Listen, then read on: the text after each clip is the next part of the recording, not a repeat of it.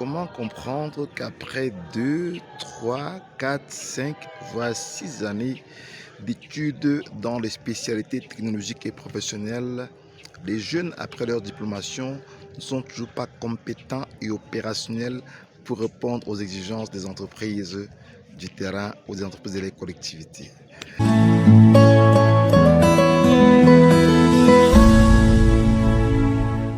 Bonjour, mon nom est Jocelyn Maglarioumi, ingénieur de télécommunications, blogueur, youtubeur, enseignant à l'UIT Fosso Victor de Banjul de l'Université de Chance au Cameroun dans la région de l'Ouest.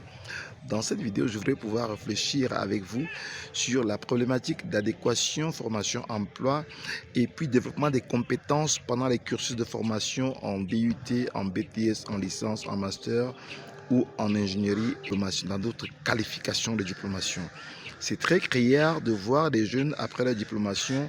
Certes, ils ont des diplômes, mais malheureusement, ils n'ont pas de compétences pratiques opérationnelles pour répondre aux exigences du terrain, des collectivités, aux exigences des entreprises locales et même au niveau international. Alors, c'est quoi le véritable problème de ces jeunes qui pourtant sont diplômés? Alors, pour répondre à cette question cruciale du manque de compétences des jeunes pourtant diplômés, il faut rentrer au cœur du système de formation, au cœur du système de la pédagogie, des instituts de formation, des centres de formation, des grandes écoles et des universités pour comprendre comment est-ce que la transmission des connaissances se fait, comment est-ce que la transmission des savoirs et des savoir-faire, des savoir-être se font, pour mieux comprendre pourquoi est-ce que ces jeunes, au terme de leur diplomation, ne sont pas compétents pour être intégrés, pour avoir l'insertion facilitée et pouvoir rapidement s'immerger dans le monde de l'entreprise ou alors dans le monde des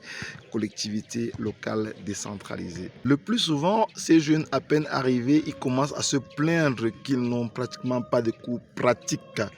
Les enseignants, pour leur part, font de leur mieux pour distiller un savoir-faire, un savoir-être sous forme théorique, mais très peu d'enseignants essaient d'amener les jeunes à expérimenter ce qu'ils apprennent dans les cours théoriques. C'est comme ça qu'on va voir, par exemple, un enseignant qui donne le module d'enseignement sur la sécurité informatique, sécurité réseau, faire tout son syllabus, tout son cours, parcourir tout son syllabus sans vraiment pouvoir déployer une expérimentation des concepts qui sont appris pendant les cours théoriques. Et là, c'est un véritable problème pour les étudiants, pour les apprenants, les étudiants apprentis techniciens qui sont là pour vraiment développer des compétences et non seulement avoir leur diplôme. Et puis, de l'autre côté aussi, on a très peu d'engagement des enseignants qui s'engagent dans le transfert technologique de compétences. Le manque d'expérimentation dans la grande majorité des cas, le manque d'ateliers pratiques, des enseignements vus en théorie, le manque d'application pratique dans la grande majorité des cours, le manque d'échange entre le monde académique, universitaire et les entreprises, le manque de visites d'entreprise fait que le jeune se sent entièrement frustré et n'arrive pas à avancer et avance de façon passive vers la diplomation. Alors, c'est au regard de ces différentes réalités que nous avons pensé, imaginé et créé les ateliers communautaires cybervillage d'apprentissage, de professionnalisation et d'insertion des jeunes diplômés ou non, afin de mieux faciliter leur insertion socio-professionnelle et leur inclusion sociale. C'est quoi les ateliers cybervillage d'apprentissage, de professionnalisation et d'insertion socio-professionnelle? C'est 5 piliers qui soutiennent ce programme de formation, complémentaire à la formation universitaire qui se passe à côté de votre formation à l'académie ou en grande école. La preuve est que vous avez environ 4 heures de travail, de travaux pratiques, on va dire ça comme ça, pendant la semaine, soit à peu près 20 heures pour le mois. Et pendant ces ateliers pratiques, vous exercez, vous expérimentez ce qui vous a été appris en classe.